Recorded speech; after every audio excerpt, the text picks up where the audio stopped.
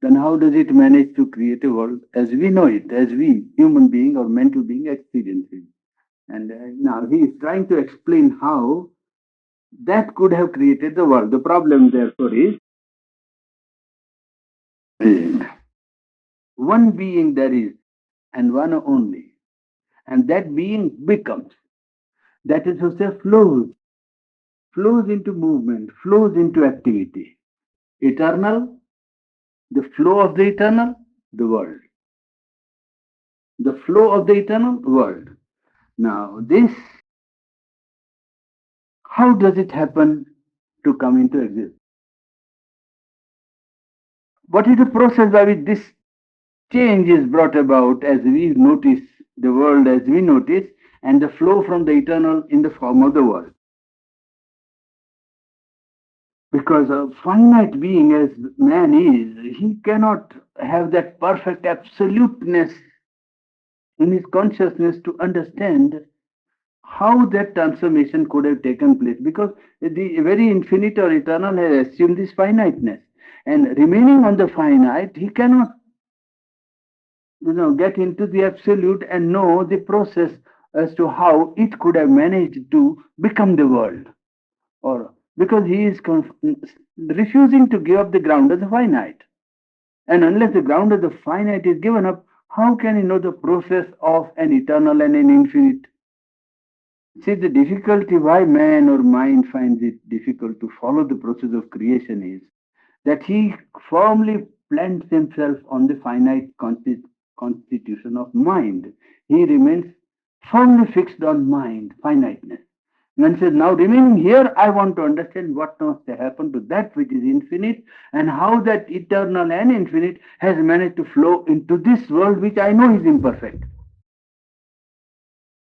And the difficulty arises because he fixes himself on the position of the finite in which he is limited. And he cannot, so long as he remains here, he cannot attain to that completeness or perfection. And if he doesn't, in some way, leave his position and project himself into that, he cannot know it. Yes, that is one. And the explanation lies in the threefold movement of the absolute, if you like, or the one and the eternal. Threefold movement. It has taken threefold movement. One is a movement of involution. Involution means it is, now he is explaining to the mind. He is not explaining speaking from the point of view of the one. He is telling this mind that is standing in the position of the finite that look, that which you see or know as the one and the infinite and eternal, it has involved itself in something opposite of its own constitution. That is one. The second process is emergence. From that it is rising. What is rising? That, the one eternal, infinite being. An emergence into matter and life and mind. And in this emergence, there is a release of a being also. Release of a mental being, release of a physical being, of a thinking being. So the second process is emergence. First is involution, second is emergence of that Satchidananda, of that eternal, yes, into mind, life, body, and into a thinking and living being. Second. And third is this, in the second, it is this, that one is at play in this world, this cosmos which it is creating. And third is now the recovery of the Satchidananda here, the recovery of the eternal to take place here. If you see the three processes, then there is some chance of understanding how our world is as we feel it, as we know it. How does, granting that there was a triple process, but how did this triple take place there in the supreme, in the infinite consciousness? How did it happen, or what was the process which took place by which that reality became phenomena? You see, there are two things known to human thought or mind. Phenomena, appearance, what we see, and that which is behind what we see is noumena, or you say reality. Reality and appearance of reality. How did this reality become the appearance that we have? Phenomenon. How did it become phenomena? it can't be that something outside made it act. That is true. So there must have been something that was determining from within the absolute and the eternal. The process must have taken within the eternal. A determination from inside, a self-determination must be at work. That is one. And self-determining power, a conscious law. In this self-determination, there must be also a kind of selective power. Because when one determines himself, there is a selection out of the whole material that is presented to him. It is explained in some of the religions and some of the philosophies that omnipotence began working. The eternal was omnipotent. But when he said omnipotent, what did you mean by omnipotent? He had to make a selection out of infinite potentialities within his own self. You said, let there be light, and there was light. All right. Now this is how it was created. You say, all right. What does it mean? When you examine the process, you mean that there was not light. Out of that, there was light also as a potentiality, and much that was not light. Well, the supreme omniscience and omnipotence selected, determined, self-determined, and brought out light as a potentiality into actuality and said light. So from not light, light had to be selected, is it not? A selective faculty was at work. A power of selection out of infinite potentialities and possibilities. Well, a determination with a selective power at work. It is that which must have brought the cosmos into existence. That is to say, not light had to be taken aside, light had to be brought into existence by selection, and it had to be protected from all that is not light in order to continue as light. Isn't it? Otherwise, it will again melt into not light. So, yes, it will go back to not light. So, a self-determination in which selective power and omnipotence, omniscience and omnipotence simultaneously working must have brought it into existence. And in the operation of this eternal, there is therefore a power of selective self-determination. Well, it is selective self-determination of the eternal one that has brought this creation and the flow from within its own infinite, womb of possibilities of potentiality. And this selective power of the divine or the self-determination is called Maya. We explained yesterday this word, is it not? This power of the eternal and infinite to create from within its own self, infinite self-determination, well, that selective power is called Maya, power of measuring, power of self-measuring, power of self-vision, to see, I can be that, I can be that, I can be that. Well, this infinite power of self-determination is Maya, self-determination in the sense of measuring out from within itself that which it sees in self-knowledge. Yeah, that faculty is called Maya. And when you practice the yoga, Sri Aurobindo says that you have to overpass this Maya and afterwards embrace it. There are two kinds of Maya. This is the one Maya by which the divine fact, the eternal and the infinite determines his own, self-manifestation by a selective power of Maya. The second power is a lower play of the same nature. The same nature, self-determination is working here in the lower, in the human, in the life, in matter. And there is a mental Maya at work, a mental power of self-determination at work. If you see from above, it is a process of descent. If you see from below, it's a process of ascent. From above, one and eternal and infinite, then it determines itself. When it determines, we say, oh, it is descending. It is flowing as a world. But when we come below, and that is hidden from us, the higher determinative Maya, then we say, oh, it's an ascent. We are going up. You see, it is a double evolution as involution, as he calls it. Involution of the spirit and involution of matter. In matter, in matter, spirit is involved. In spirit, matter is involved. You see, so when we look at from the point of the spirit, it seems as if it is a descent. When we look at the point of view of matter, it seems it's an ascent. It's a process of double involution at work in which, yes, double maya or double play of self-determination seems to be at work. In the lower maya, we feel ascending point of view, we feel the process is of ascent. From above, it's in the process of descent. He is coming down. From below, we see, no, it's going up. Well, both are true in one sense. Mind cannot explain the cosmos because mind is an intermediate term. You say God's mind created the world, then it must be different mind, not mind constituted on the same basis as human mind.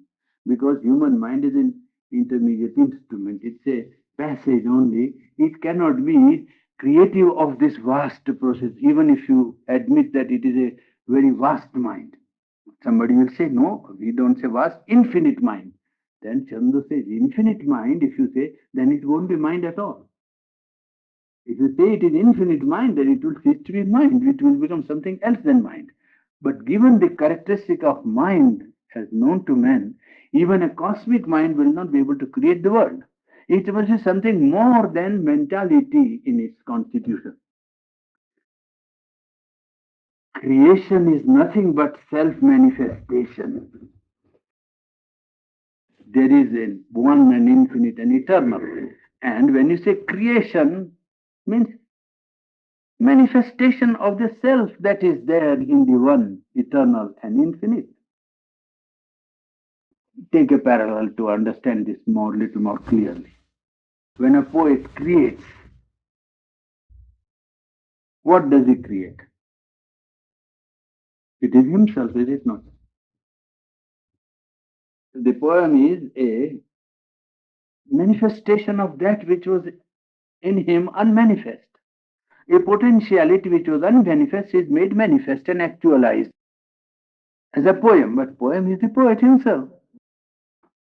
He can, after it is created, he can separate himself and look at it as if it was somebody else's poem. But that is subsequent. It is really a part of himself that is projected. It is not something else from outside that he got. It was from inside, is it not? The creation of an artist is the projection or manifestation of a potentiality which was unmanifest in him, and he makes it manifest. But it is from within himself by a process of self-determination or self-development that he brings it out. It is self-manifestation. It is not somebody else's manifestation that is taking place. What was present as potentiality in the unmanifest is made actually in the process of manifestation. So all creation is nothing but self-manifestation. Existence acts and creates by its own power from pure delight of its own conscious being. It is the self-existent delight which determines the manifestation. Poet and artist and the musician create from where? Where do they create from? It is from within. That is to say, they develop a potentiality in the unmanifest self and cast those potentialities into form of manifestation. The form is created. Potentiality was there. He goes a little further and says that the thinker, the statesman, and the mechanician also bring out, when they express something into their life, they bring out something that was already there as a manifest, as a potentiality, as a possibility, hidden in them, but was and is only themselves. It was nothing else, and it is nothing else. Such is the relation between the eternal and the world. You see, and in the Veda, there is a one very fine hymn which says, look at this poem of mine. It is the creator who is supposed to say, Pashyame kavyam. Look at this poetry of mine or poem of mine. Namamara najiryate. It does not become old, does not age, it does not die. You see, the Supreme is here speaking of himself in the terms of the Rishi as a poet. And he says, this is my poem, The Cosmos. It does not grow old, doesn't age, and does not die. You see, yes, that's it. Well, it explains the nature of that from which it has emanated or manifested. It is like the eternal and the world has the same relation. You look at the seed, he says here in this chapter. If you look at the seed, out of the seed evolves that which was already there in the seed. And it is infinite potentiality that is in the seed. Because each seed hides within itself not potentiality of one tree, unlimited, infinite potentiality of any number of trees. Again, it goes back into potentiality as a seed after the tree. See? After manifestation, again the potentiality, well, becomes involved. Again it evolves, again involves, again evolves. Yes, an infinite process of self-expression at work. Yes, it was pre-existent in being what the seed brings out. And the plasm, the protoplasm, from which being evolved, well, the whole of the organism is present in the, in the protoplasm, in the plasm as a seed. It is there. It is pre-existent. Well, but one can say that individual being makes a distinction between himself and the force that works in him. I and the power that works in me. I and my mind. I and my life. I and my body. You see, man makes a distinction or a separation between himself and the force or power or energy that is working in him. Now, if you take that and if you just ask him to analyze, he will have to admit that the force is himself, even though he separates my mind. But what? It is not something else. It is himself. But he can separate. This is the quality of mind. Is this cutting things into sharp, objectivity and separating things into as if they were entire entities and dealing with each as if it was a whole, each as a whole, and each as separate again. So even the power that is working within oneself, one can separate. But really speaking, power is his own self. When he says my mind, well, it's not something else. It is his own self. You see, my impulse, but my impulse is not outside, it is one's own self. So that even when mind separates, really it is working on a basis of unity. And we said before that the world play is realized by the supreme, eternal, infinite existence, consciousness, and bliss by a triple process of involution, emergence, and now the process of release is at work. What is to be done is a release of the Satchidananda in the world play. Now you can ask that it is all right, it is infinite, but why does it not create directly? And you can say that infinite can begin to work in any way it likes. Why should there be an intervention of a process or a selection or a faculty which to us appears like a process, like a law? Why should there be in the operation of an infinite, eternal self-existence a necessity of a process? Why? Why should it be compelled to go? It can work pell-mell. As it comes, it goes on and manifesting. A world of chance, world of chaos, world in which, things are en masse, you can say. Why does it not work like that, directly and straight? Why should this self-determination appear to us like a law? Then he puts this question, what is a law? When you say a law or a process, what do you mean? Well, by law, you mean an equilibrium of forces. Powers and energies are working and they arrive at an equilibrium. And you find fixed lines of working. Along which fixed lines it will go. If you heat an object, it feels hot. You see, if you do certain things will happen. So that The equilibrium of forces works along fixed lines of energy. Habit of past realized energies also is working. Past realized energy working along habits.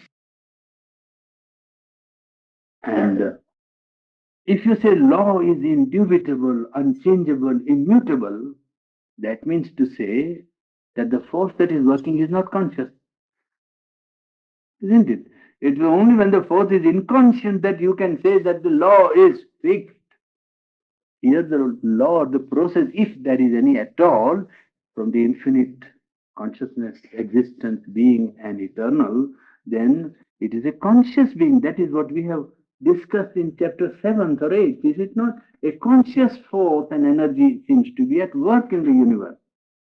Then there cannot be an indubitable, immutable, fixed law like an operation of an inconscient force. An inconscient force, when it operates along fixed lines, then you can predict the result because the force is unconscious, inconscient. Well, then it is a all law, in fact, is only a long established habit. There is no fixed law. Law is that at present things happen like this. That's all. If things change on one side, the law also will have to change. There is no fixed law like that, you see. Law is an equation indicating an equilibrium of play of forces, play of power, play of energies. And if you want, I'll make a little point clear going to the board. If you just see. Take man. Man equal to mind plus life plus body. Just this is what it is. This is the equation at present, isn't it?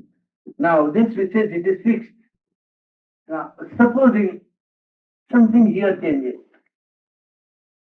something here changes, then man will not be a limited entity but will become, well, man equal to X. Now, this X will become X dash. When something in the mind is changed, something in the life is changed, then man will not remain what he is now. This is at present the equation. Man, a quantity called X, is equal to mind, life, and body. Now, if he can introduce a change in his mind, or introduce a change in his life, or introduce a change in his body, which is quite possible because they are not fixed in the sense of, rigidity of material inconscience. They are not limited to mechanical nature. They are plastic and conscious instruments. Well, if that undergoes a change, well, there will be a change and man will become abstract, quite different quantity. So then man will be not a finite being, then you see, man is finite at present. But if this changes, then man might become infinite. It is quite possible for him to change into an infinite being afterwards, you see. It is not fixed. When you deal with a conscious being, then the operation of energies that are at work may have a habit and a long established usage, but it is not a law. Law in the sense that, well, it is something that is, inviolate. No, it is not inviolate. You can always change. Well, if that was not so, the world would be only an expression or manifestation of something inconscient. Now, but we have begun with the assumption and understanding that conscious power of existence is at work.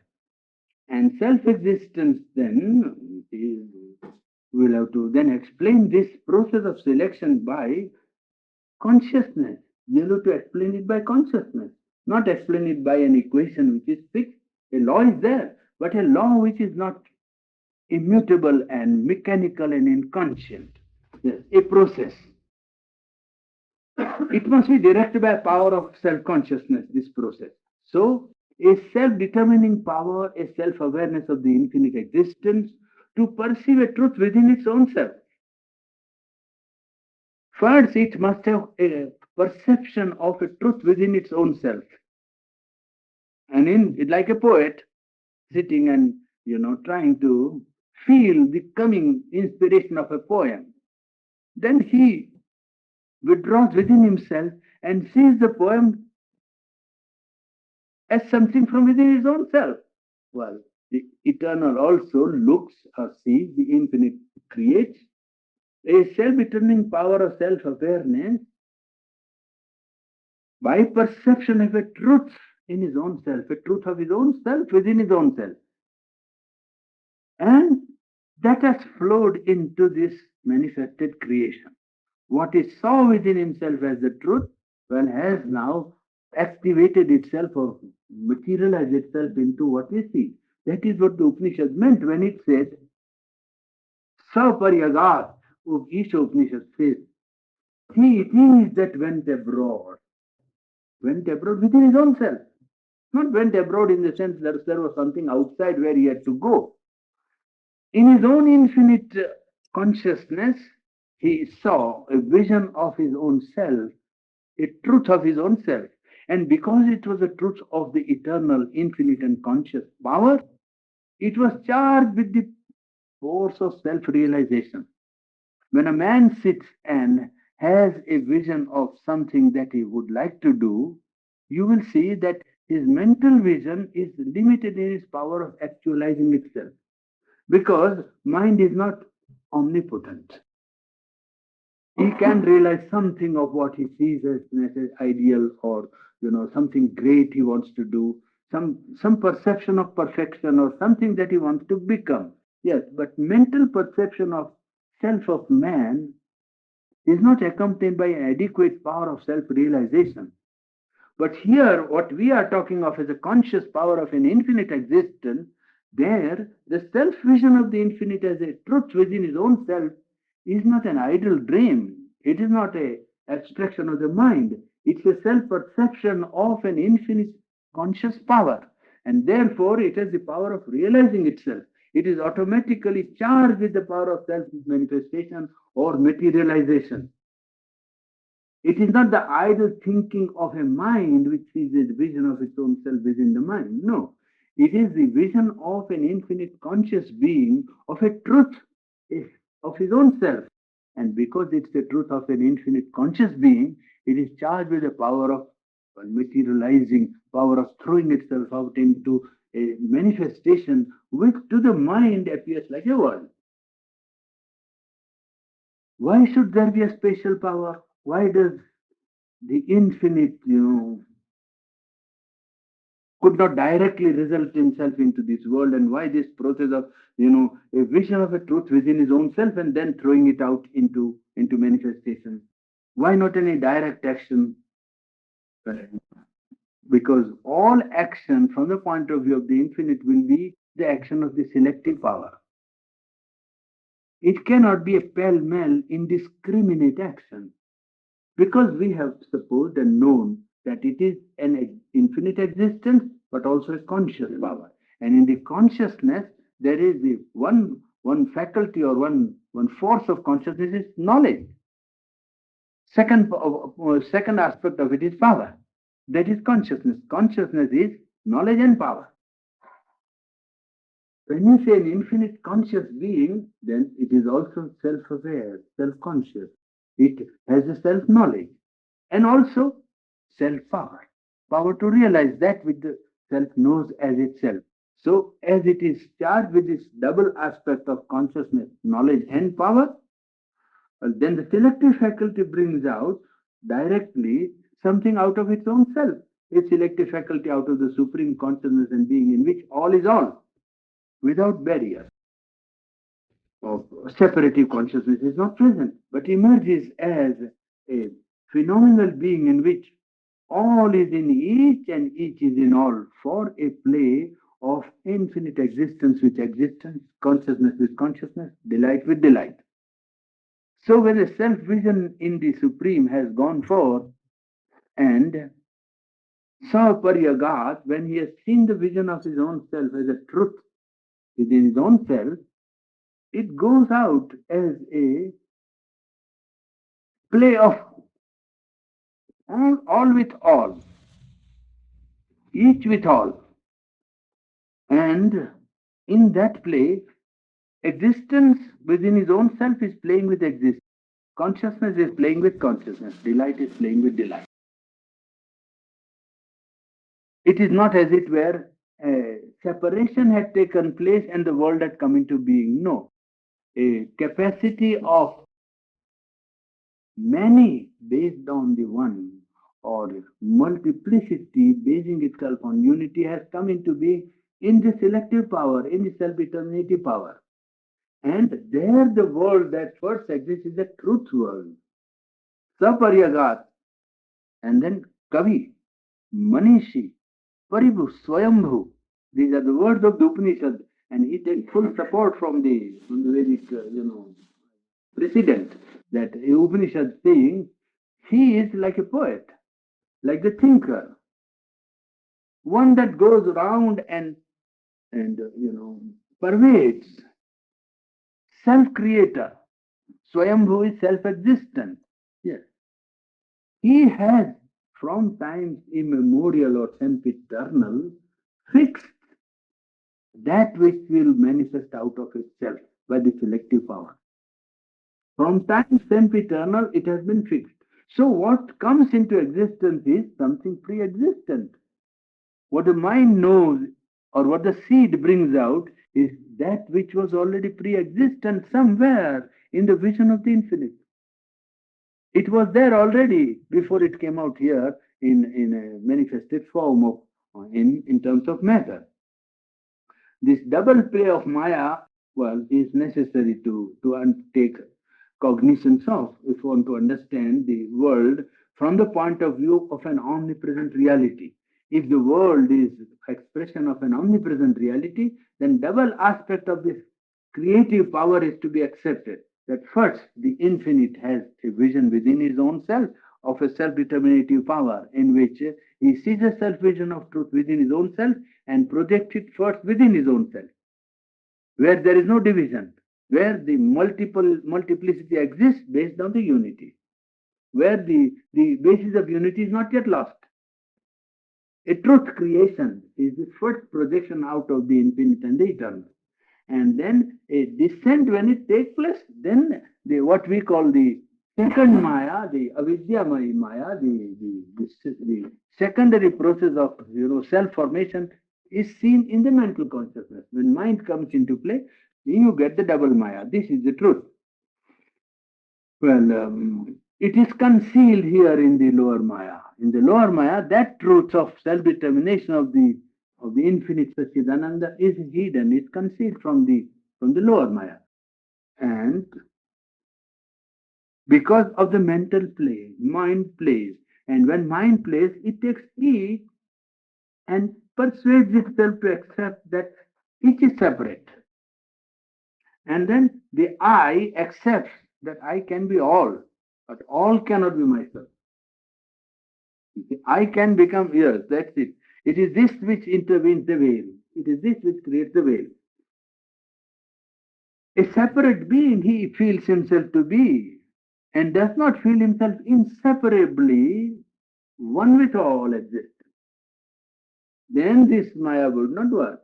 But as he feels that he is separate and isolated and not inseparably one with all, well, that interposes a veil by which that determination of the absolute and self-existent knowledge is hidden, that he has seen a truth of himself within, and by a selective self-determinative power, he has already created a truth world there in which the multiplicity and many already exist based on the one.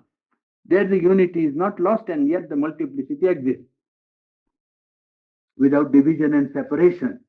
You see, division and separation becomes active here also in the lower prakriti, where the cognizing consciousness separates itself so completely as to hide the great fact that it is inseparably one with all. Well, that unity being lost, well, the vision of that which is creator also becomes as if a world of strife, conflict, ignorance, suffering, evil, all feeling is there afterward, because that is lost. Well, the vision. Now, this is it. The higher play in which each and all coexist in the unity, that is the truth. The truth of the one is that the truth of one always holds the potentiality of the multiplicity within itself. Now, why we accept this world? Why in Sri Aurobindo's vision there is an, a, principle of acceptance of world because of this vision that it is the self-determination of a supreme knowledge, power and wisdom and infinite existence that is at work, not a play of something opposed to the omnipresent reality which has brought the world into existence.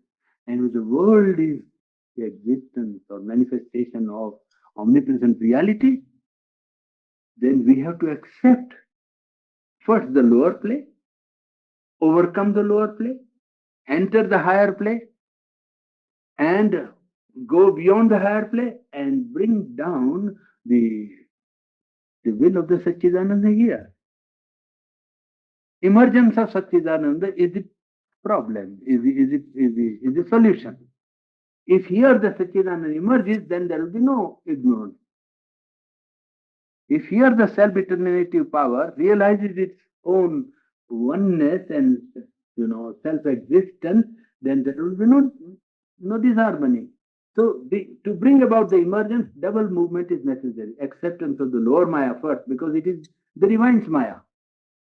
Even this lower play is the divine's play now. Now you understand, it's not any outer power that overcame the divine omniscience, omnipotence, and omnipresence and created this world. One omnipresent reality, by a power of self-vision of its truth of its own self, created a truth world in which one and the many coexist at the same time without losing the unity. Yes, and now in the mind, the being separates itself and does not see that. The problem is therefore to accept it, because this also is a play of the divine. This descent is also involution of the divine. It is gradually moving towards matter. So it is a step of the supreme. Therefore, the world is accepted as a term of the infinite and the eternal, and therefore real. And if this play is real, then first accept the lower play of the Maya, division, ego, desire, conflict, selfishness, world as we see it, full of imperfection, difficulties, and all kinds of problems. Yes. Go beyond this, then go beyond that Maya also, and bring from the Supreme His will into this play of avidya, then the emergence of Satchidananda here becomes a fact. When it becomes a fact, well, then the problem is solved. That is the way to look at it, you see. In the higher play, each and all coexist in the unity of that one supreme truth, the infinite and eternal one. The remedy, therefore, is to embrace this mental or lower Maya, overcome, because it is God's play with division, God's play with darkness, God's play with limitation, desire, strife, and suffering, in which He is subjecting Himself to the force that has come out of His own self. More positive than that, there cannot be a clearer statement of the reality of the world and its divinity. I am quoting almost his words here. I purposely took that out, you see. That you can see why he considers this world, because here, again, because this requires to be hammered into human mind, you see. Yes, that it is God's play with division. God's play with the darkness, limitation, desire, strife, suffering, in which He subjects. So don't put anybody else responsible for this. In which He subjects Himself to the force that has come out of His own self. That's why we accept. You see, it's very clear philosophically. I mean, it's quite clear to understand if you accept the one assumption that spirit is a basis and not matter. He has not asked any other assumption for his philosophy. He only says, do you believe matter to be the basis, consciousness or unconsciousness? Well, if consciousness is that, this is the only conclusion you can come to.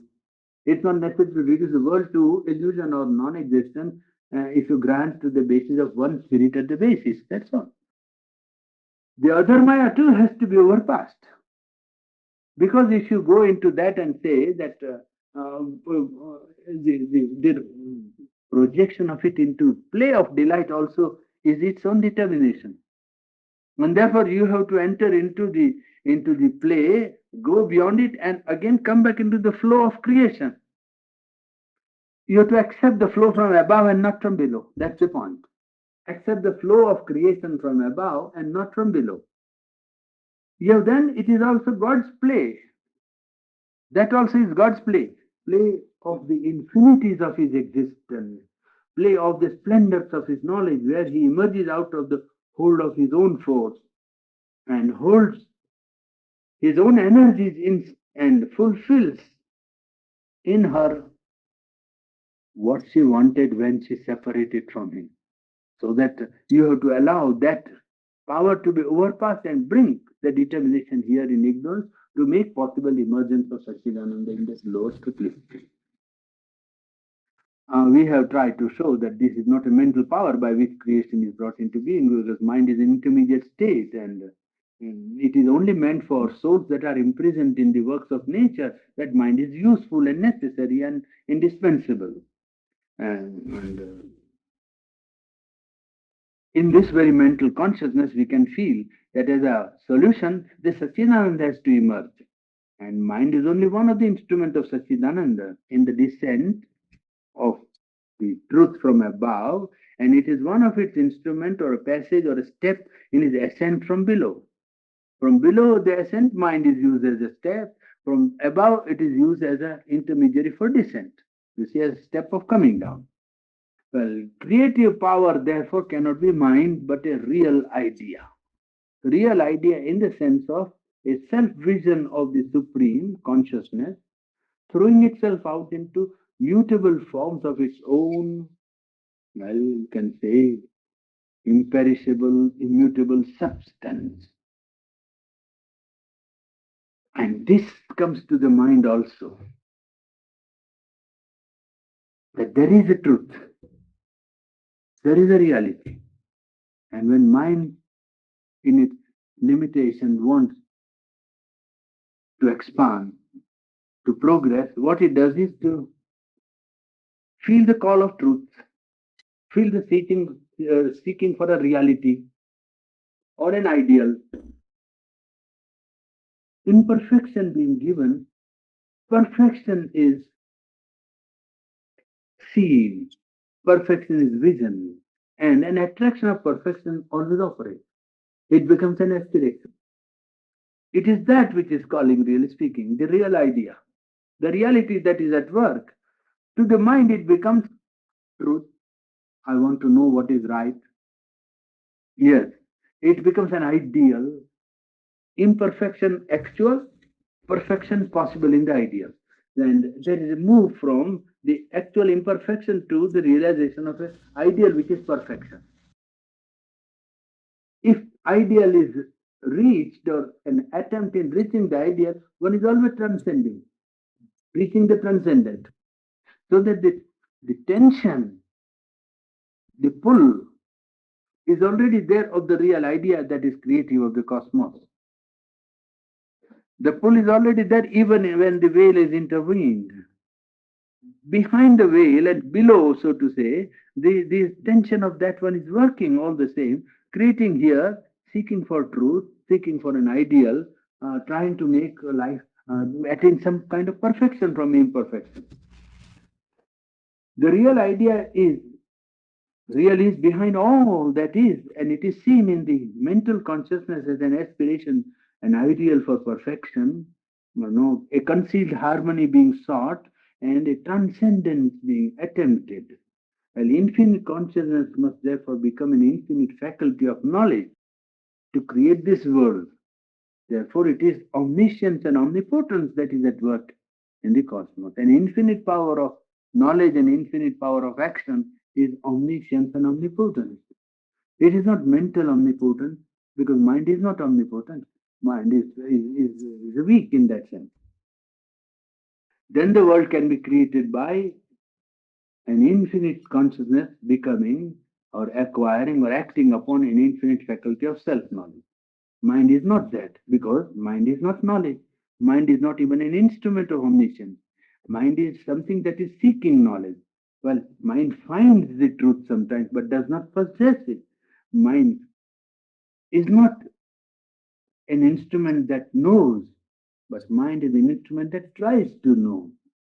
Well, here what we are dealing with is a power that possesses the self-knowledge, you see, has the self-knowledge, and therefore can, let itself out into a materializing because the self-vision was of the truth of self.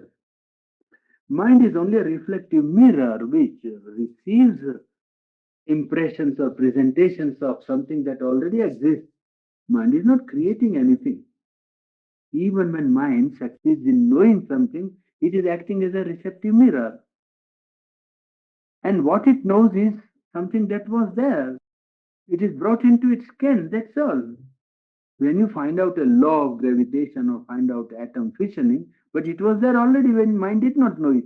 It's not as if mind created something which did not exist. Mind is a reflective mirror which accepts or takes the presentations of pre-existent truth or images of pre-existent truth, if you like, you see, and effect, and it lives from moment to moment. It is not in possession of the whole truth. To it, the truth is gradually revealing itself from moment to moment, time to time. Today it knows so much, then afterwards so much, then afterwards so much. It is not as if the whole of the truth is possessed by the mind. That's not the law of the mind. It is, in fact, a mental consciousness is a law of immediate appearance of this universe and not of its original truth. The faculty which deals with the immediate appearance has nothing much to do with the original truth, essential truth, which is at work.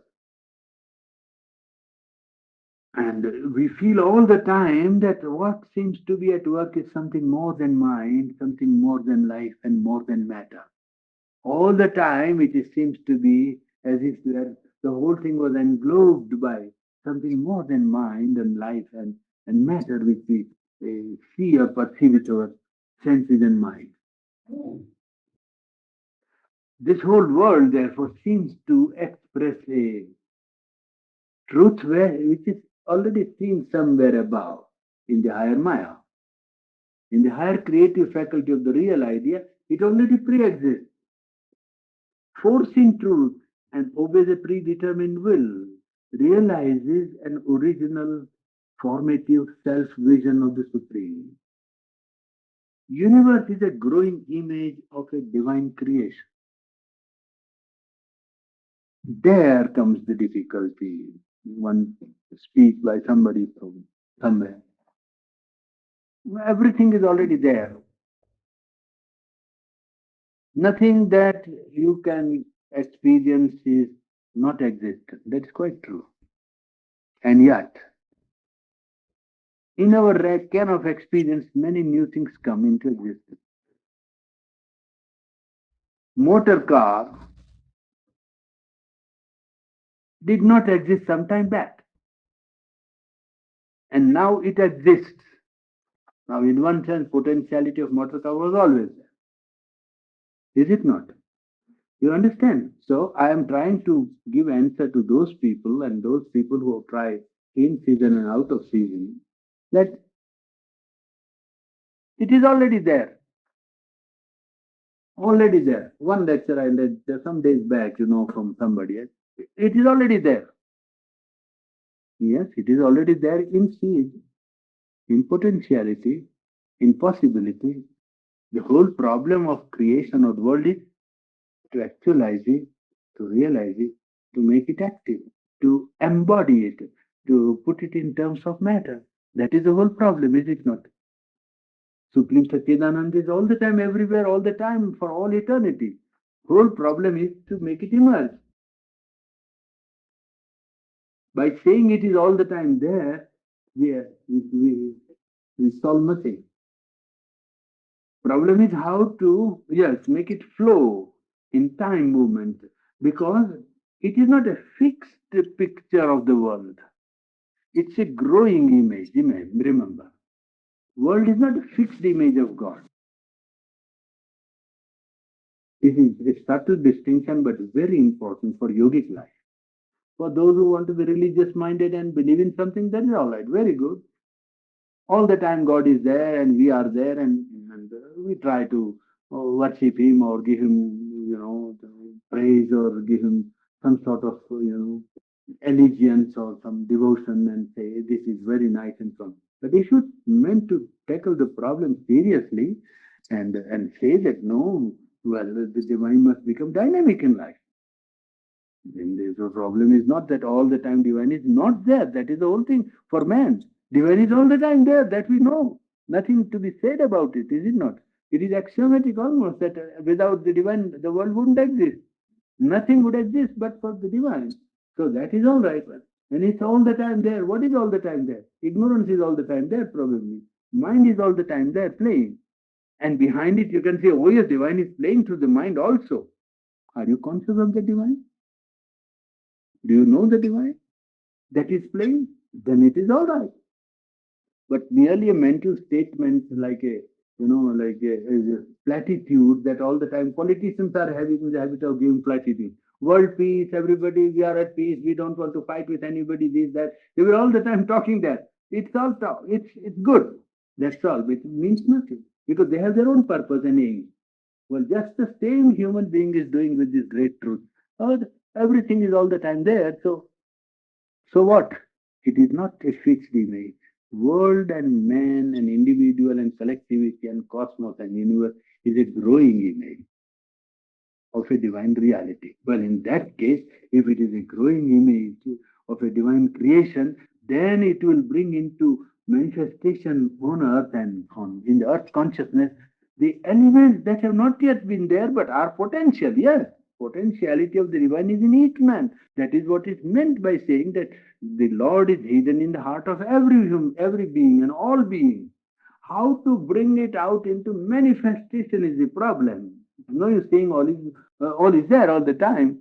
Potentiality is all, oh, I've got all the seeds, but you can't eat the seed and have the taste of the fruit.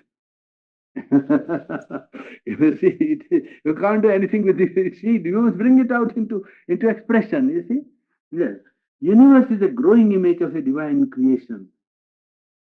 Is this only an inference or is this only an idea? Well, for that, one has to accept the position that man's reasoning power or mental capacity is only a messenger, a representative of a greater consciousness. Being, we have begun with this assumption that infinite being is infinite consciousness. Infinite consciousness and power is omnipotent force. And when it makes a world its object of consciousness, then it becomes, well, you can say, seizable by our thought. When this infinite power of consciousness makes this world its object of consciousness, then our mind is able to see in our thought. And when we see, it appears to us as cosmos, as the universe, cosmic existence. And it knows its own truth, but it realizes in form that which it knows. All the form in which it realizes is a form of that which knows. Well, I think stop there if you want. We can go a little further, but then it is more again a taxing of your intellect. So better not to. There is a rule in the Upanishads that when you dedicate yourself to metaphysical subjects, you must not overtire yourself. And Upanishad reading in India, that is a rule that when you are reading Gita or Upanishad or Veda or something, then you say, oh, have you got perspiration here? Well, stop.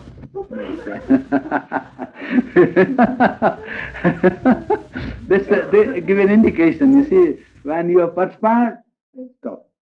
At one point, when you feel, oh, it's what that shows that the strain has come to a limit.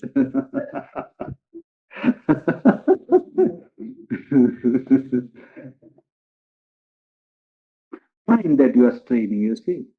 An instrument with brain and all that. Meditation is quite different because that doesn't involve that strain. You see. Meditation perhaps might give you a strength, perhaps a power and help you and rebuild you. But mental work can tire you. Meditation is not mental work, it's work of consciousness, where you can almost, replenish your energy. And that's why I was surprised when somebody said that, oh, she'll be tired. I said, not at all. If she meditates, she'll become strong. You have no idea. Meditation, there is no greater tonic than meditation. Really, I tell you, that is a fact. People, you must do it willingly, yes.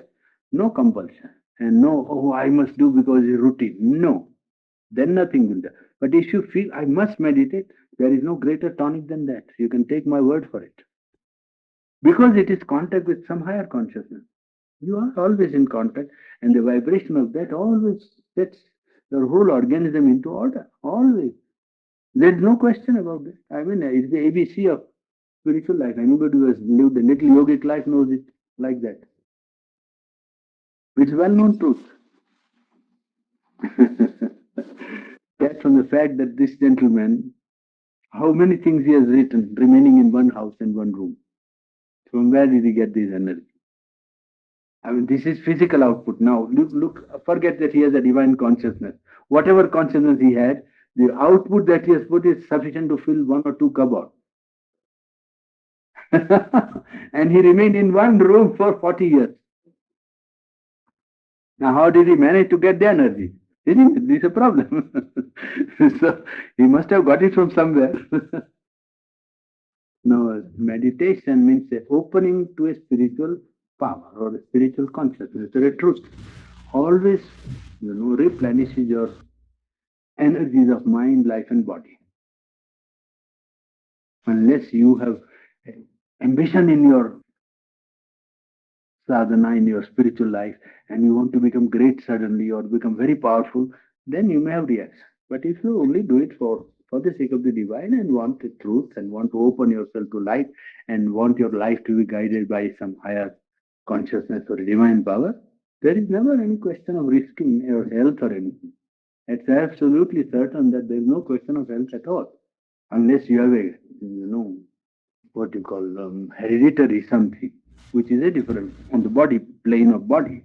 Hereditary weakness or hereditary imperfection, that is a different matter. But otherwise, normally, 8 men or 9 men out of 10, I don't think meditation is the best tonic.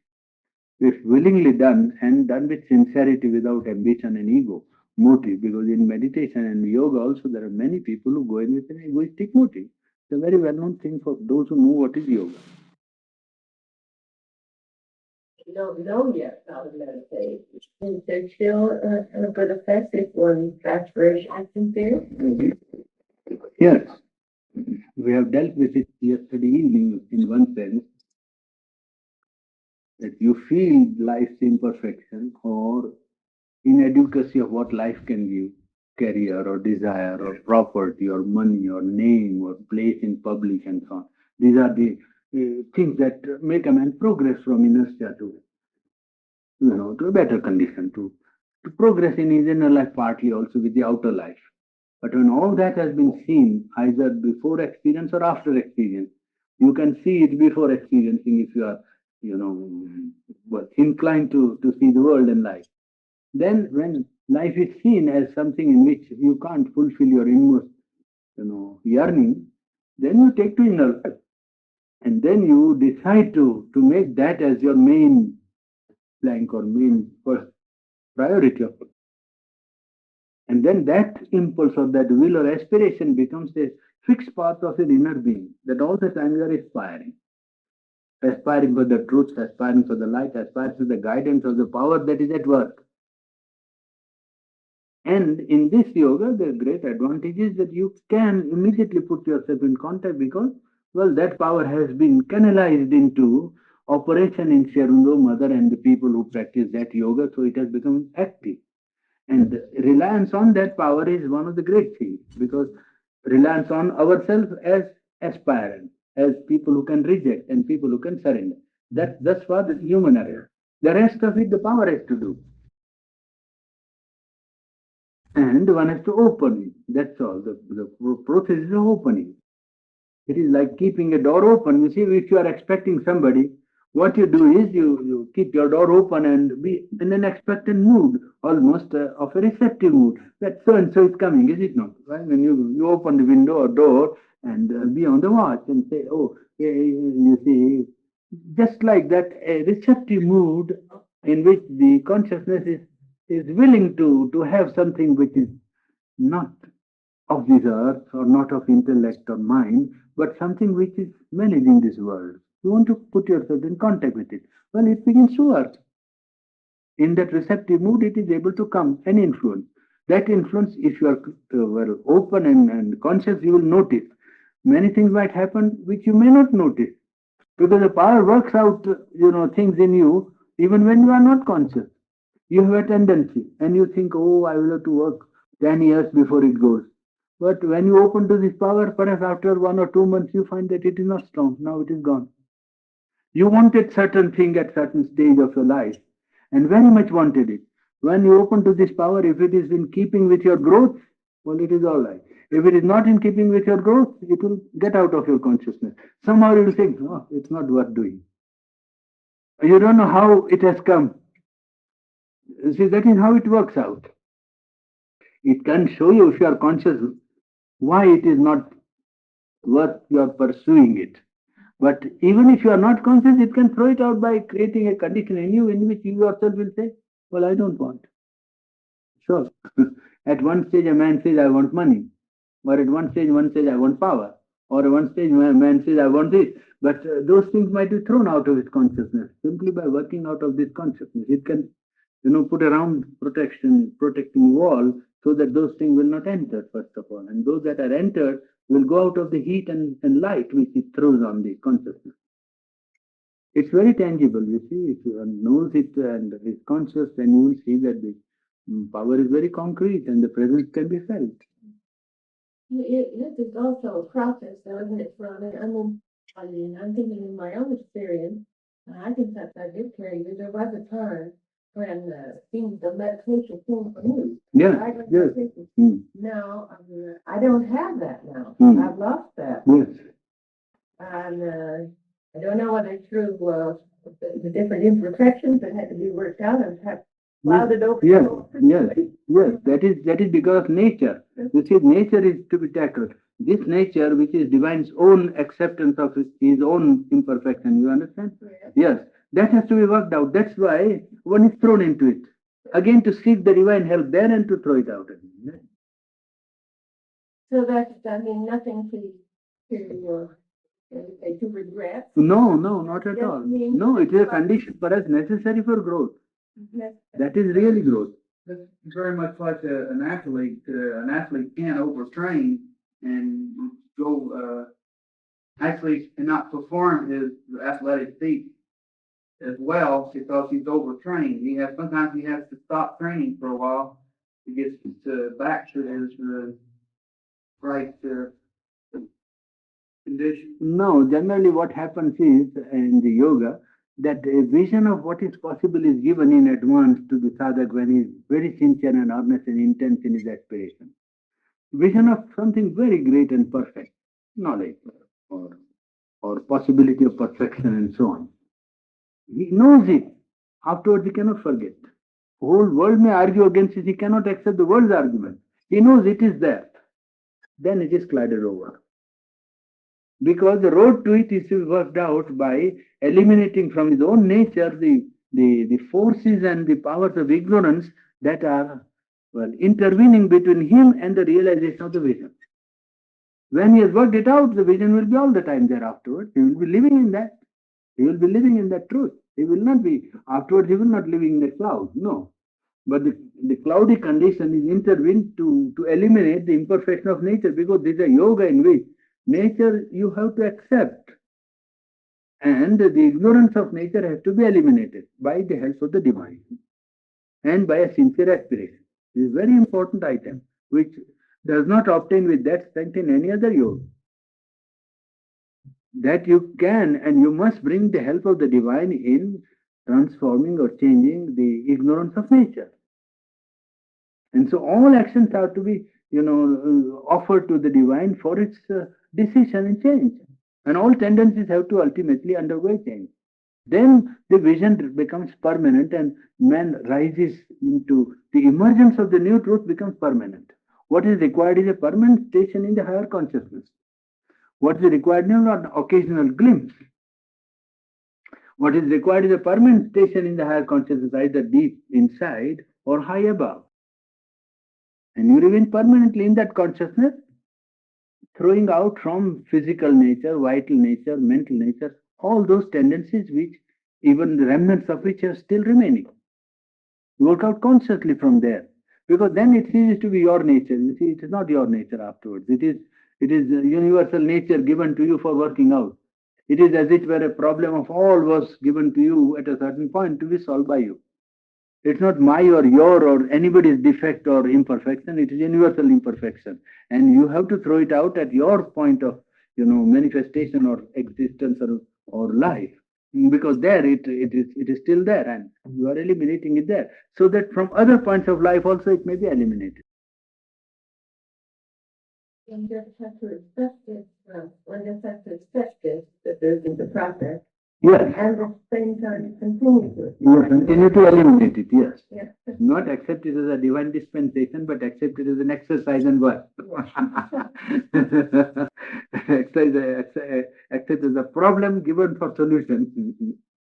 Because immediately fatalism otherwise comes and predetermination, and people say God has intended all this and that and so on. Material for typing. Tomorrow is off day, so I can give it to somebody and take 2 or 3 copies if you can, and if it is possible. I can run the typewriter if somebody has it. Tomorrow is off day. That is why I make this possible announcement. Tomorrow we are not having any schedule. So I have a lecture on art. So you are interested in art, probably you will like it. You'll like it, perhaps. So you're an actual. We have the morning meditation, Yes, that's all. yes. Not afternoon meditation tomorrow. Well, if there are people who want to meditate, I would like to. My meditation is all right. But if there are people who want and come, it's all right. We'll meet. I would like to have meditation. But even in meditation, if there is a desire to have a holiday, well, all right. I don't like a holiday in meditation.